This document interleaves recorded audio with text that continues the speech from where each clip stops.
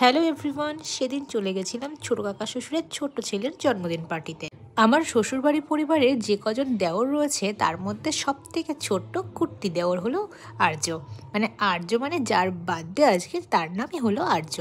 ও কিন্তু আমার বড় ছেলের থেকে খুব একটা বয়সের ডিফারেন্স না, বড় ছেলেরও ছোট। সেই জন্য ওরা কিন্তু সেম সেম ক্লাসেই পড়ে। আর সেই জন্য কিন্তু আমার বড় ছেলে ওকে মণিকাকা বলে রাখে। তো যেহেতু মণিকাকার বার্থডেতে এসছে বলে কত পোস্ট নিতে হচ্ছে, তো ওদিকে পোস্ট নিতেই ব্যস্ত। আর এদিকে বার্থডে বয় দেখো কেক খেতেই ব্যস্ত। খুব কিউট অ্যান্ড সুইট। ও যেহেতু সব থেকে ছোটো সেজন্য আমি ওকে কুর্তি দেওয়ার বলেই ডাকি। আর এই হলো ওর দাদা, আমাদের আরও এক দেওর। ওই জন্মদিন পার্টিতে আমাদের পরিবারের সকলেই উপস্থিত ছিল, এমনকি আমার মাও উপস্থিত ছিল, তার কারণ মারও নিমন্ত্রণ ছিল ওখানে। তো আমরা সকলেই কিন্তু চলে এসেছিলাম। এসে দেখি কেক কাটিং কমপ্লিট হয়ে গেছে। একটু তো লেট হয়ে গেছিলোই, কেক কাটিংয়ের মুহূর্তে থাকতে পারিনি। তো এখানে এসে বাবু কিন্তু কেক খেয়ে নিয়েছে, তারপরে কত নাচানাচিও করেছে। এখানে আমার ছোটো বাবিনও ভীষণ ঠান্ডা লেগে গেছিলো সেই সময়, সেই কারণের জন্য ওকে খুব একটা বেশি বার করছিলাম না। একটু ঠান্ডাও লেগেছিলো, কারণ তার কিছুদিন আগেই ছিল বিয়ে, ওর মিমির বিয়ে ছিল। ঘোরাঘুরি নাচানাচি করে ঠান্ডা লেগে গেছে। আর এখানে চলে এসেছি পকোড়া খেতে।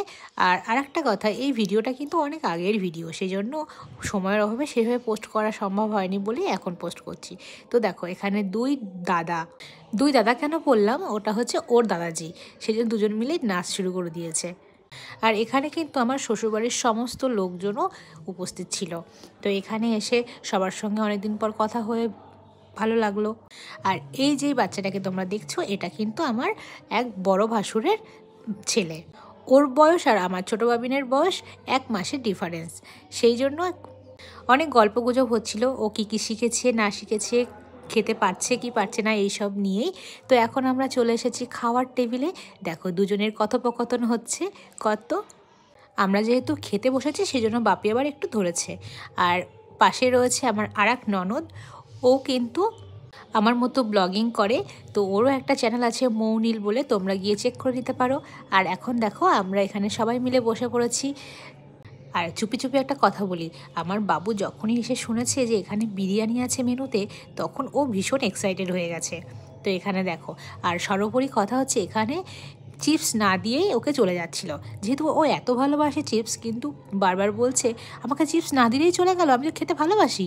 যাই হোক, এই কিছু ছোটো ছোটো মুহূর্তগুলো না দেখলে ভীষণ হাসিও পায় আর মজাও লাগে। চলো আজকের মতো ভিডিও এখানে শেষ করি, দেখা হবে নেক্সট ভিডিওতে। টাটা বাই, সবাই ভালো থেকো।